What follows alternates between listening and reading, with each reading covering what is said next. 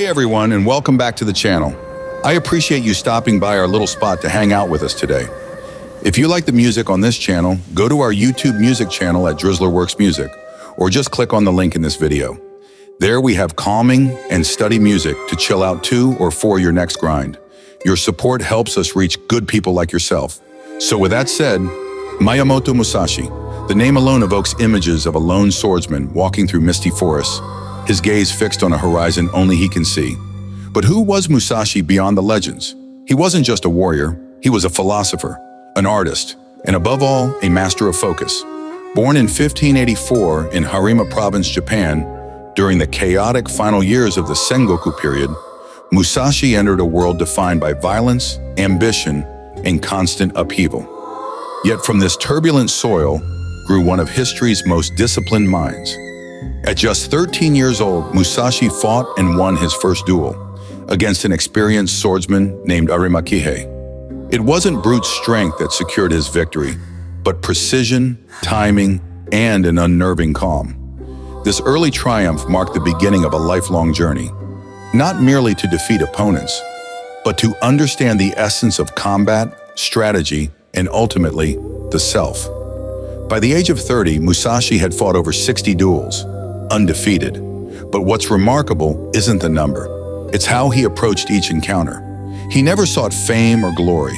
In fact, he often arrived late to duels, disarming opponents with psychological tactics before a single blade was drawn. He used wooden swords, fought with dual blades when others relied on one, and adapted his style to the terrain, the weather, even the emotional state of his adversary. Musashi didn't just fight with his body, he fought with his mind. This relentless pursuit of mastery led him to develop Niten Ichi-ryū, the two heavens as one school of swordsmanship. Using both a katana and a wakizashi simultaneously, Musashi turned duality into harmony. But this technique was more than martial, it was philosophical. The two swords represented balance, offense and defense, action and stillness, thought and instinct. To wield them together required total presence. One lapse in focus, and the system collapsed. Yet Musashi's legacy extends far beyond the battlefield. In his later years, he retreated to a mountain cave, Rigando, and wrote the Book of Five Rings.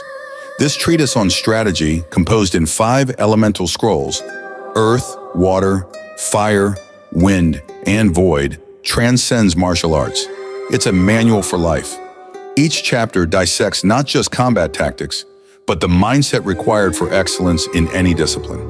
In the Earth Scroll, Musashi emphasizes fundamentals, posture, perception, and the importance of walking your own path.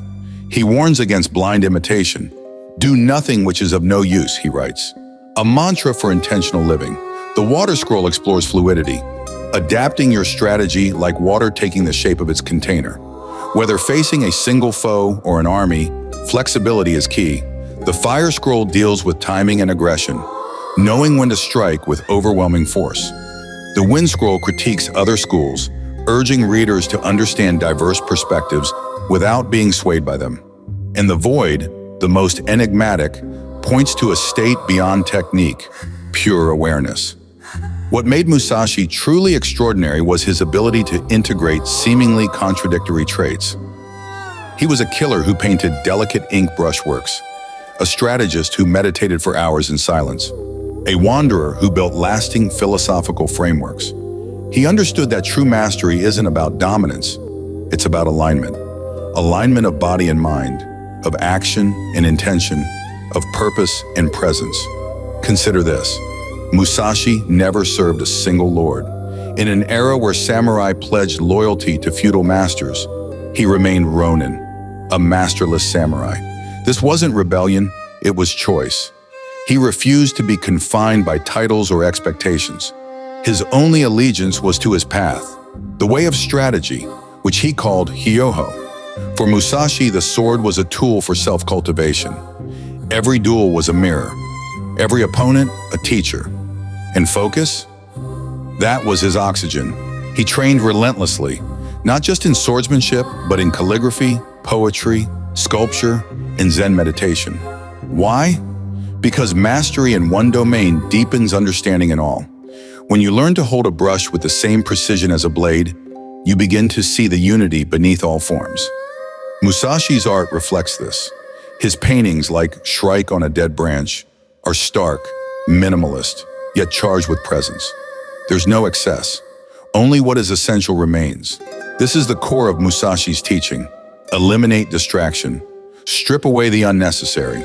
In modern terms, he was a practitioner of deep work long before the term existed. He didn't multitask. He didn't chase trends. He showed up day after day and refined his craft with unwavering attention. That's why his insights remain relevant, not just for martial artists, but for entrepreneurs, creatives, students, and anyone seeking excellence.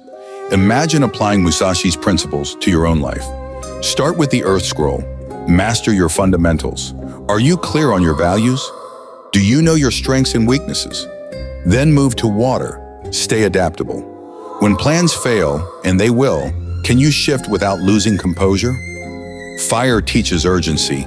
Act decisively when the moment is right. Wind reminds you to study your field. Learn from others, but never lose your voice. And Void? That's the goal. A state of flow where effort and awareness merge. Musashi's life wasn't easy. He lived through war, loss, and isolation.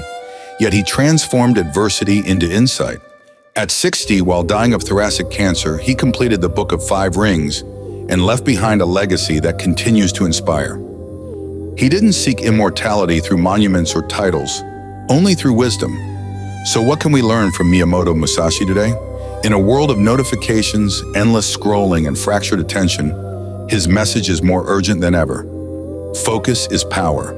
Not the frantic kind, but the quiet, sustained kind. The kind that comes from knowing what matters and protecting it fiercely.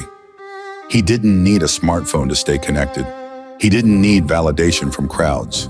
His strength came from within, from hours of silent practice, from staring at the moon and listening to the wind, from understanding that true victory is over oneself.